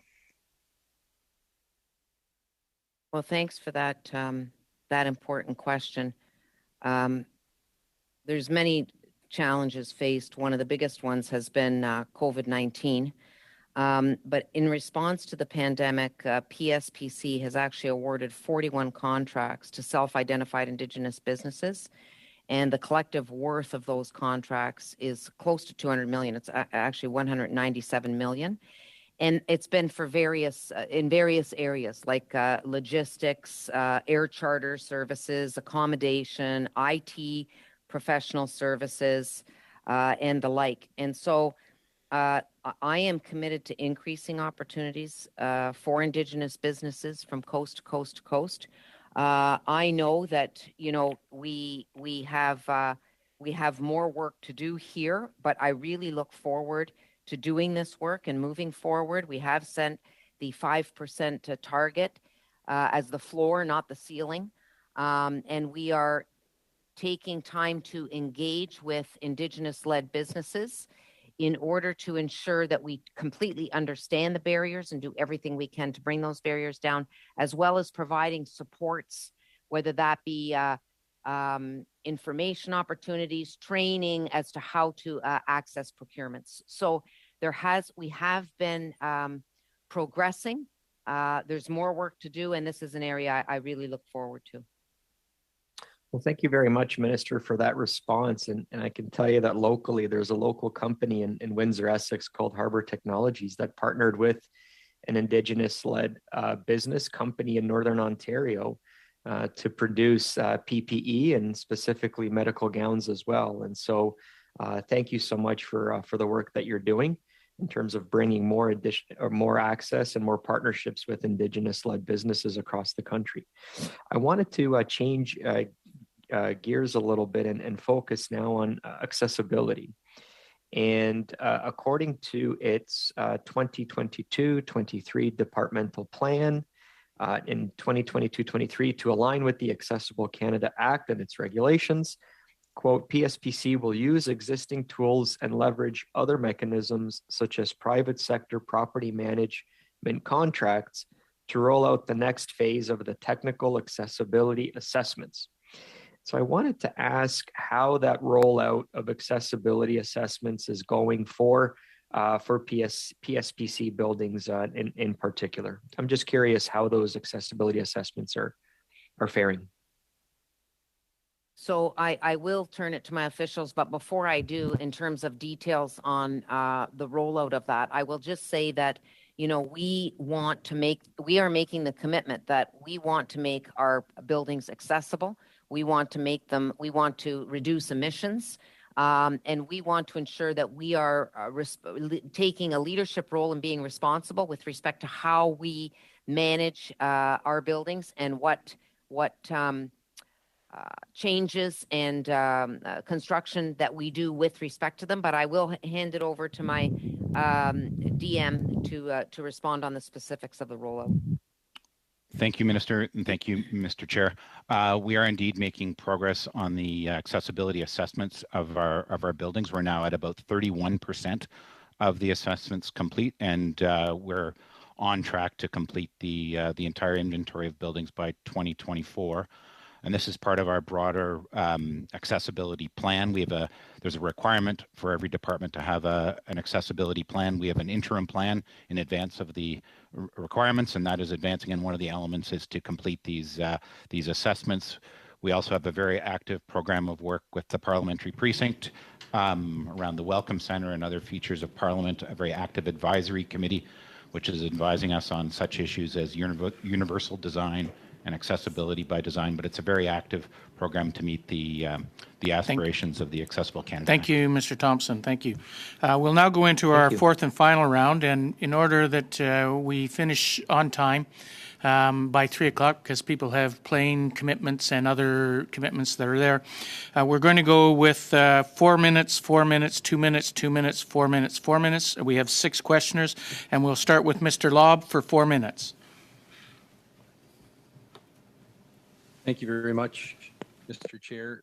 Just a question to Minister Tassi in regards to procurement that would be heading to Ukraine. Any of the equipment that we're purchasing, that we're sending to Ukraine, any of it we don't have currently? I know we have howitzers in inventory, but for other items that would not be howitzers sent to Ukraine that we actually don't have and will be purchasing, I guess, quote unquote, off the shelf? So I would pass that to my officials. I know that we are doing everything at PSPC to assist in terms of the logistics piece, but with respect to the purchase piece of anything, I will pass that to my officials. But we are there to serve in terms of helping with logistics, whether that's having refuge when Ukrainians come to Canada to make it their home or to stay here temporarily. But with respect to transportation of those items, I'll pass that over to my deputy. Thank you, Minister. Thank you, Mr. Chair. So this is a very active program of work. Our colleagues at Department of National Defence are working closely to identify the specific requirements. And a lot of this is about the receptor capacity at the receiving end for different products. So that really has to be worked through carefully, not items pushed from us, but ones that can be received and utilized. So that receptor capacity is key to what goes over there, and we will continue to work to help facilitate it. And then there'll be the issue of replenishing to the extent that those items remain needed by the forces in the future, and that's where we would step in. Fair with enough. procurements. But I think if you add up all the commitments, we're well over hundreds of millions of dollars that we're going to contribute to Ukraine one way or the other. And when I hear receptor, I'm just wondering, of the percentage of dollars that have been committed and of all the equipment that's been committed to go to Ukraine or to Poland and then to Ukraine, what percentage has actually been received and deployed? 5%? 8%? Does anybody track that? I'm afraid, Mr. Chair, that would be a question better directed to National Defense, who's responsible for the nature of the and the overall donation profile as well as all the component parts. Fair enough. I mean, I don't know how it works. Minister Tassi would know better, but if I'm getting requests to purchase, and find, and nobody can tell me if any of it's ever making it to Ukraine and into action, at some point, somebody's got to say, hold up, we better dig in and find out if any of this is actually getting to the source. But I'll move on to a different topic now. And this is in regards to 24 Sussex. I'm sure you guys are sick of hearing about this, but I read in the newspaper, and I'm sure you guys did too, that there's a big plan for a 15,000 square foot official residence on an ATIP that was acquired through NCC. Is this true? And what is the peg cost of this 15,000 square foot residence on 24 Sussex? So as you've acknowledged at the beginning, MP Lobb, it's the NCC, of course, oversees the official residences file. They will conduct internal studies where they gather information. They did the one with Official Residence of Canada 2021 Asset Portfolio Condition Report, which indicated that 24 Sussex was in critical condition. But and we're going to continue to work with them, but no decision has been made on this file. Fair enough. Thank you, Mr. Lobb. Thank you very much. We will now go to Mr. Baines for 4 minutes. Thank you, Mr. Chair. And to the Minister, as a committee, we're looking to do a study on diversity procurement. So I'd love to ask you about this subject. In your opinion, where has our government made improvements on the diversity of procurement? Okay, thanks for this question. It's an important question. And let me start by saying this. It's my strong view that when we bring down barriers and allow everyone an equal opportunity to succeed, in other words, to bid on procurement projects with the government, that it's a win-win. We benefit. And so we have made some progress on this. We have issued a social procurement policy. We have issued a plan. We are preparing to issue a program in the summer. And these initiatives are all being informed by actions that we have taken with respect to ensuring that we are getting all the information that we need to understand what the barriers are so that we can work to bring down those barriers. And in fact, when I was in Vancouver, I did have a couple of really good roundtables where I was getting information from those that want to enter into procurement initiatives, including a group of women, Indigenous women who would love to get procurement contracts with the government, to listen to them in terms of understanding what the obstacles are and how we can work better to put supports in place. We do have Procurement Assist Canada, which is helpful and actually led one of the roundtables that helps Canadians better understand how to access these procurement opportunities. But at the end of the day, we want to come up with better tools, simpler processes, and increased opportunities for diverse businesses. And we're going to continue to work on this because, as I've said, at the end of the day, it's a win-win. Right, and you said that there are programs coming in the summer, Procurement Assist Canada, that's already existing? Yes. Right. And in the summer, what would be that new program that you're looking? The Program Assist Canada is going to be rolled out. That is going to be a little bit more specific with respect to what we are doing in this area. We did announce about a year ago the social procurement policy. We do have the plan that has been launched, but it's critical that we do this information gathering from various groups that really want to have access to federal procurement contracts, that we come up with a program that's really going to make a difference, that is going to in fact bring down barriers. But the Procurement Assist Canada does exist. It offers training, it offers advice, it offers, in fact, they hosted one of the roundtables we were at, and the people at the roundtable that had used that service, they had felt it was helpful. There's still more work to do, and we look forward to doing that work. Thank you, Minister. How much time do I have? You have 15 seconds. I won't be able to get this question in. Okay. Once again, thank the Minister for attending today. Thank you, Mr. Baines. We'll now go to Mrs. Vignola for 2 minutes. 2 minutes goes by very quickly. Yes, I know. But we just see. Yes, I know. Briefly, I would like to ask you to answer in writing, please. At the beginning of the pandemic, respirators were purchased, les respirateurs in French, at 90% of the normal price, out of the $237 million given to FTE International. How much was finally given to them out of the 10,000 ventilators ordered? How many did we receive, and how many are in storage in our warehouses? And concerning technology, $2.6 billion of additional money compared to last year was requested by shared services. What are the reasons for that 37% increase, and what amounts are intended for Cisco or a company that sells Cisco products, and what is the intention of the government regarding the granting of contracts to IBM to set up the possibility of a digital passport? And several times in recent years we've heard about outdated systems to explain why there were so many delays, revenue agency, immigration, and so on, which would also explain in part why we were not able to verify the files and make sure whether a person was fraudulent or the victim of fraud, and during what period of time will the systems be fully functional, and will they stop being, so to speak, outdated? And what are the plans, finally, to avoid any new outdatedness in the future?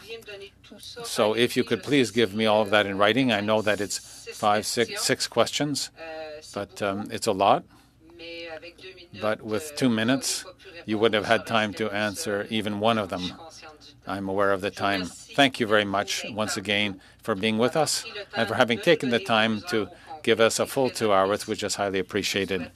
And I wish you a good weekend to everyone. Thank you, Merci, MP Vignola. Yeah. Let me just briefly say that I appreciate your work. Clearly, you have a lot of questions, which of course I do not have the time to answer. I'm happy to answer subsequent in writing or have officials contribute as well. But thank you for your good wishes, and thank you for your respectful engagement. Thank you, Minister. And should you need a little bit more clarification on that, or your officials need on what was actually asked, please notify our clerk, and we will try and transmit that to you as quickly as possible. Thank you, Mr. Chair. We'll now go to Mr. Johns for 2 minutes. Thank you, Minister, for being here for 2 hours to take some really difficult questions on some really critical and urgent issues. I appreciate you being here. And I just want to go back to the question I asked earlier about the announcement about Moderna today, that they applied to Health Canada for approval for COVID-19 vaccine for children that are aged 6 months to 6 years old. Currently, we know children under 5 years old still have no access to vaccines. And can you confirm that the government has secured the doses needed to vaccinate children under 5 years old and outline how quickly these vaccines will be distributed to the provinces upon approval? So thanks for that important question, and I'm happy, pleased that we've had time to come back to it, and always a pleasure, MP Johns, to work with you.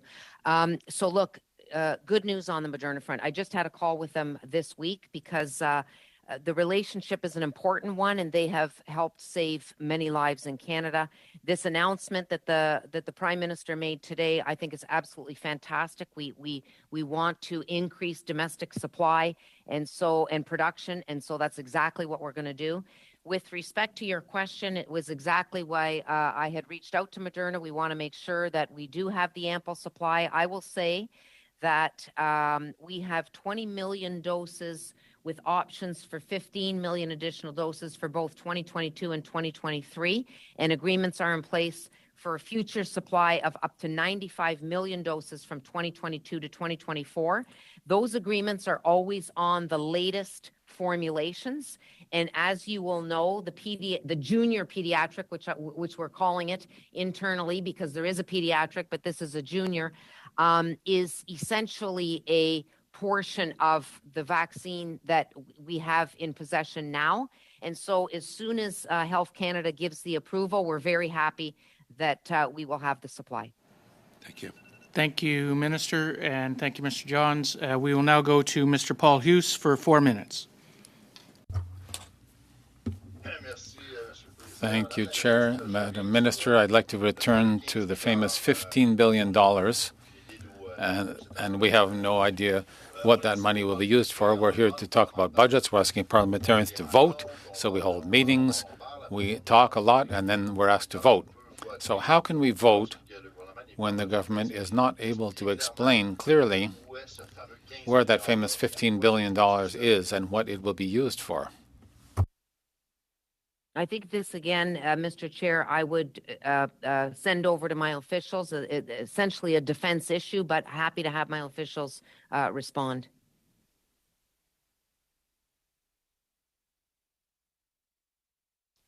So maybe I can jump in, Mr. Chair. So as the CFO for PSPC, I can very much say that the $15 billion is not something that we have in our budget. So that question, I think, would be most appropriately sent towards DND. I understand, sir. It's just that right now this is money that goes to defense, but these are supply contracts. So the supply has to result in contracts, but it's budgeted in, but doesn't seem to be anywhere. I guess I'll let that one ride. The government ought to find an intelligent answer for this famous $15 billion, which was found by the Parliamentary Budget Officer, by the way. And for you, Minister, a question concerning Canada Post. In January, we learned that from Radio-Canada that Indigenous reserves had a postal code that is different. And here I'm in Quebec right now, and 2 kilometers from here, there's the Wendake Reserve. In Wendake right now, if you want to send a parcel, you pay 30% more than elsewhere. So it doesn't make any sense. We're talking about a reserve in Wendake, which is right within Quebec City, because the reserve's postal code is different as it's considered as a remote region. So everywhere in Canada, this issue exists. Is this, I imagine that you're already aware because it came out in the news in January. Is there anything being done? Because when we talk about Indigenous people, it should be quite something easy to resolve.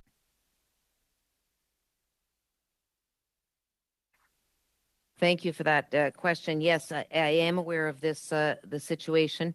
And, you know, in order to provide timely and consistent service to all Canadians, the cost of mailing depends on the size of the parcel, the distance between the original destination, the cost of transportation and processing delivery. We know that this issue is one that we continue to look at, and appreciate you as well bringing it to my attention. Well, thank you. It would be very important because there are certain things that we can understand. There are remote regions, but when we have a reserve right here near Montreal or Quebec City where you have to pay 30% more for a parcel, it doesn't make any sense. Regarding transparency, Minister, we have had a number of witnesses that have come to see us and have said that there's an issue of information for parliamentarians as regards supply. Would you agree that more information should be transmitted to parliamentarians on the advancing of various issues of supply? Is this something where would it be possible to get regular reports? So I think that you may, if you're speaking about defense, like, are you speaking about defense procurement? Are you speaking about procurement generally, or what? Well, there are various contracts of procurement. Major contracts I know are huge when it comes to what you have in terms of contracts. But indeed, if we wanted to talk about defense procurement contracts and also purchasing, for example, during the time of vaccines, there is an evolution, and it would be possible for the Committee on Government Operations to receive regular updates so that we can do our job properly. It's more a question of whether or not it's something you're open to providing, and we'll give you the details later. Okay. Thank you, Mr. Paulhus. And Minister, if you She could did an provide answer. that answer, unless it's yes or no. I mean, unfortunately, So look, time-wise. So no, it's going to take me a bit of time, but succinctly, what I would say is this: I think there are measures in place where information is shared. If you have a specific ask, especially in defense procurement, I mean, we are sharing information. What I wouldn't want to see is layer on extra work that's going to get away in the sense of the work that the officials are doing in order to get projects done. But at the same time, understand that if you think that there's a specific problem in a specific area with respect to the information being shared, then I'm happy to hear about that and to look at it. Thank you, Minister. We'll now go to Mr. Johari as our last questioner for 4 minutes or less. Thank you, Mr. Chair. Mr. Chair, I'll be splitting my time with my colleague, MP Thompson. And so if you could flag me within 2 minutes, that would be really appreciated. First of all, Minister, as I'm one of the last few that be asking question, I wanted to thank you for coming to our committee and dedicating whole 2 hours and answering our question. Minister, I want to focus on one of the items in your mandate letter, which I'm quite interested on, and that's the issue of forced labor in our supply chain.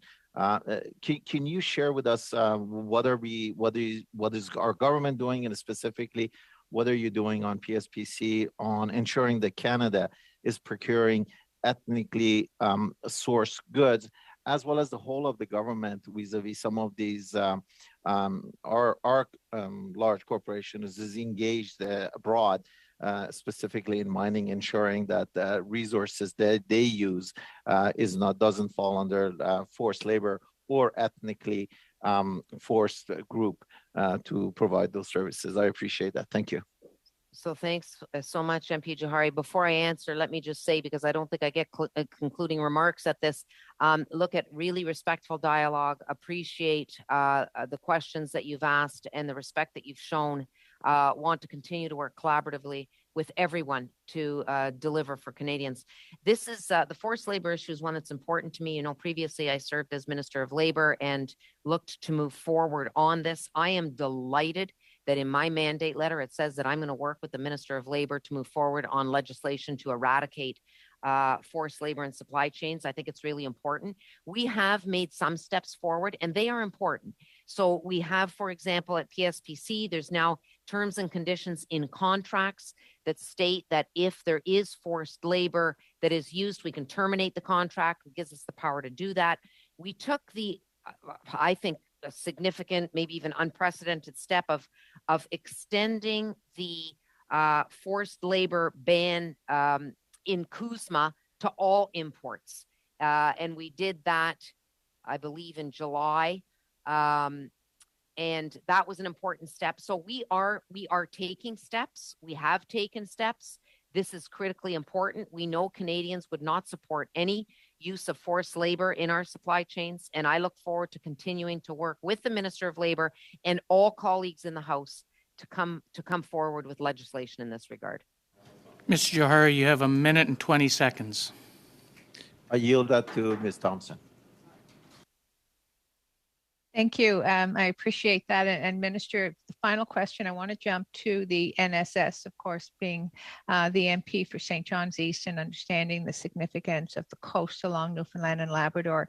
I want to touch on the NSS and certainly the efficiencies and self-reliance that it brings to the country. There's also the enormous economic benefit. Could you touch on this and the jobs that the NSS have created to date and how we can continue to improve this economic benefit? Thank you. I think that, thanks, MP Thompson. This is an extremely important question. I think when we look at the shipbuilding strategy, we know, of course, this is shipbuilding is challenging work and difficult work, but we have right here in Canada companies that are working so hard in order to ensure that these are made in Canada. And so as of December 31st, 2021, we've awarded over $21.07 billion in the National Shipbuilding Strategy. It's contributed approximately $20 billion, 1.82 annually to Canada's GDP, and it's created or maintained close to 17,000 jobs between 2012 and 2022. So it indicates the importance of this. It demonstrates the economic benefits. But again, what I would share, and OSI is not a unique example. There are other examples. OSI is a company that got its start from the National Shipbuilding Strategy. Thank you, Minister. Thank you, Minister. Okay. I appreciate that. Unfortunately, 4 minutes goes by very quickly, and we do appreciate it. I would like to thank you on behalf of the committee for spending the full 2 hours with us today. It's greatly appreciated, and really do wish you well with everything else in your endeavors. With that said, I'd like to thank the interpreters and the technicians, as well as the analysts and the clerks for all the work they've done. And with that said, I will declare the meeting adjourned.